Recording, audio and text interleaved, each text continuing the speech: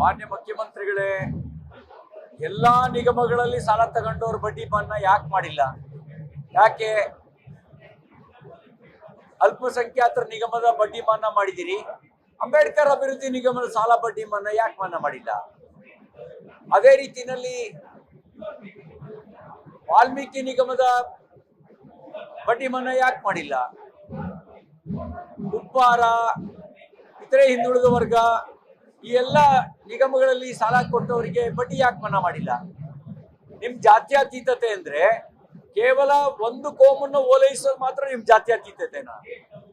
ಈಗ ಉಳಿದ ನಿಗಮಗಳಲ್ಲಿ ಸಾಲ ತಗೊಂಡವರಿಗೆ ಬಡ್ಡಿ ಮನ್ನಾ ಮಾಡಿದ್ರೆ ಅದು ಒಪ್ಪೋದಾಗುವ ಮಾತಾಗ್ತಿತ್ತು. ಇದು ನಿಮ್ದು ಒಂದ್ ಕಣ್ಣಿಗೆ ಬೆಣ್ಣೆ, ಇನ್ನೊಂದ್ ಕಣ್ಣಿಗೆ ಸುಣ್ಣ, ಅದೇ ಹಳೆ ಕತೆ.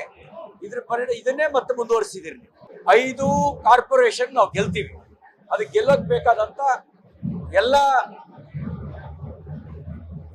ವಾತಾವರಣ ಇದೆ. ಜನಾಕ್ರೋಶ ಕಾಂಗ್ರೆಸ್ ವಿರುದ್ಧ ಇದೆ. ಬೆಂಗಳೂರಿನ ಜನ ಬೇಸತ್ತಿದ್ದಾರೆ. ಬೆಂಗಳೂರಿಗೆ ನೀವೇನ್ ಮಾಡಿದಿರಿ ಅಂತ ಕೇಳಿದ್ರೆ ಇವ್ರು ಹೇಳಕ್ ಏನೂ ಇಲ್ಲ. ಪ್ಲಾನ್ ಸ್ಯಾಂಕ್ಷನ್ಗೆ ಅಡಿಗೆ 100 ರೂಪಾಯಿ ಲಂಚ ತಗೋತೀವಿ ಅಂತ ಇವ್ರು ಹೇಳ್ಕೊಳಕ್ಕಾಗತ್ತಾ? OCCC ಕೊಡೋದಕ್ಕೆ ಸತಾಯಿಸ್ತಿದೀವಿ ಅಂತಂದ್ರೆ ಓಟ್ ಬರುತ್ತಾ? ಗುಂಡಿನಲ್ಲಿ 100 ಜನನ ಸಾಯಿಸಿದೀವಿ ಅಂತ ಹೇಳಿ ಯಾವ ಮುಖ ಇಟ್ಕೊಂಡು ಹೇಳ್ತಾರೆ?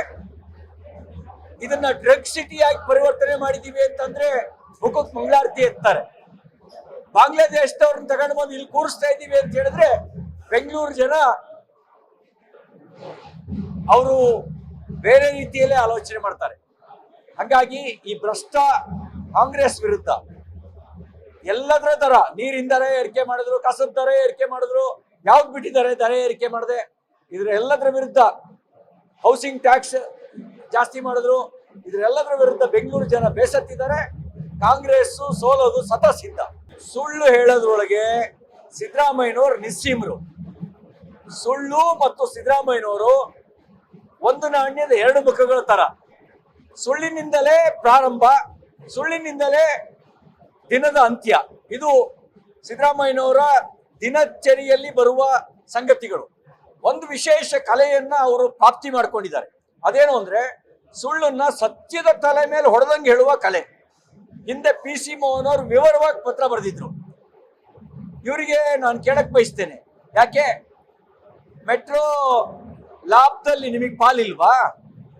ನಿಮ್ದೇನು ಪಾತ್ರ ಇಲ್ವಾ?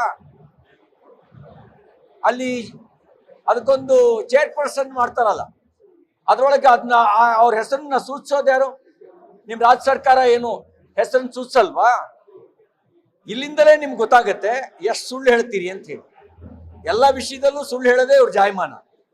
ಭ್ರಷ್ಟರನ್ನ ರಕ್ಷಣೆ ಮಾಡೋದು, ಭ್ರಷ್ಟಾಚಾರವನ್ನು ಪೋಷಣೆ ಮಾಡೋದು, ಸುಳ್ಳು ಹೇಳೋದು, ಇಷ್ಟೇ ಅವ್ರ ಕೆಲಸ. ಈಗಾಗಲೇ ನಮ್ಮ ಸಂಸದರು ಹೇಳಿದ್ದಾರೆ ಭಾರತೀಯ ಜನತಾ ಪಾರ್ಟಿ ಏನ್ ಮಾಡುತ್ತೆ ಅಂತ. ನಾವು ಮೆಟ್ರೋ ದರ ಏರಿಕೆ ವಿರುದ್ಧ ಹೋರಾಟ ಮಾಡ್ತೀವಿ.